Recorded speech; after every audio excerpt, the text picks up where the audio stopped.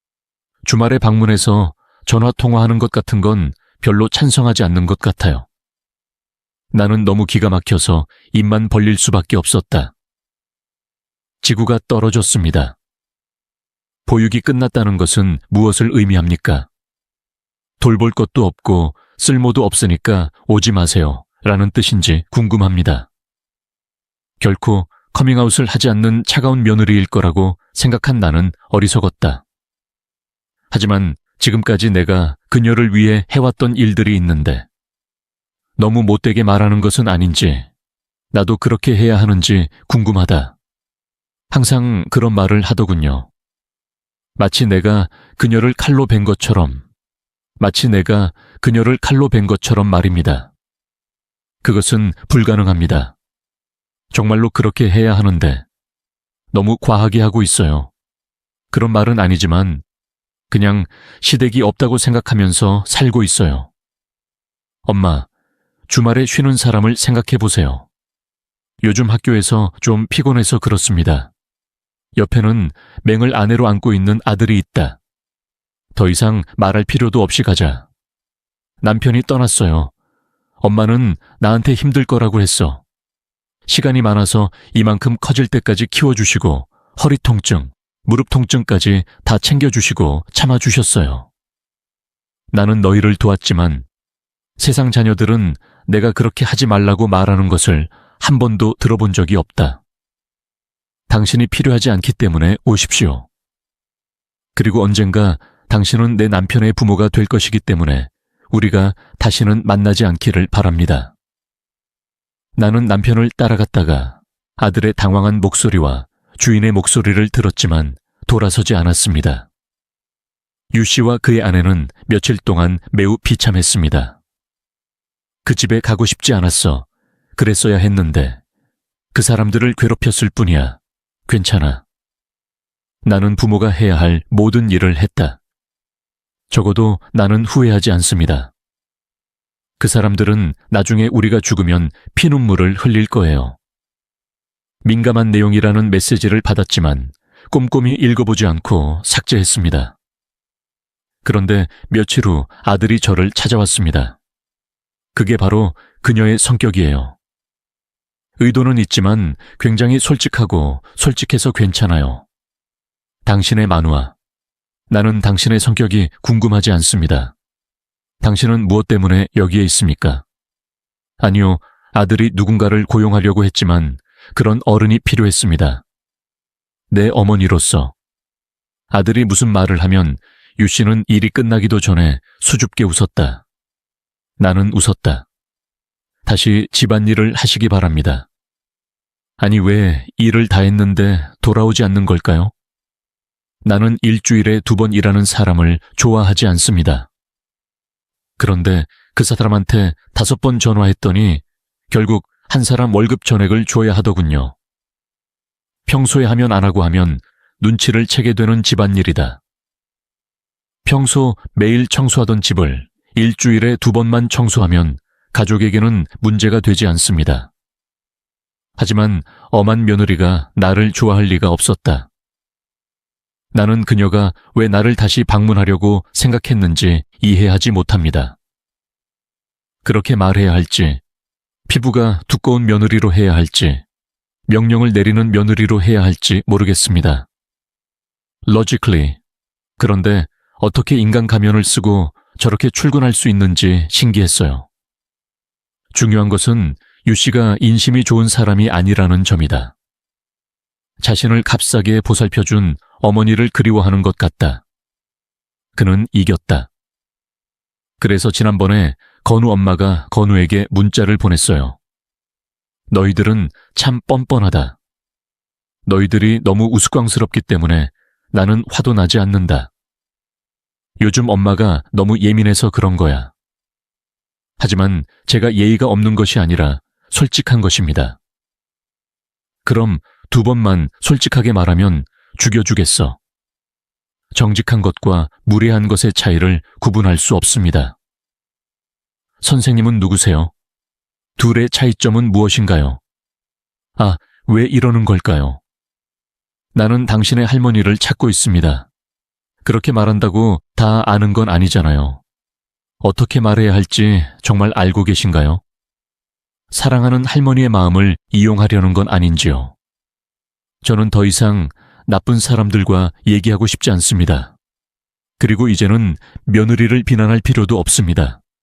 하지만 내 아들, 세상에서 가장 나쁜 사람이 되어버린 것 같아요. 전화를 받고 며느리에게 연락했을 때도 아들에게 직접 이건 잘못된 거야 라고 말해달라고 부탁했죠. 그는 내가 그의 편에 서주길 바란다고 말했지만 사실 그런 말조차 필요 없었습니다.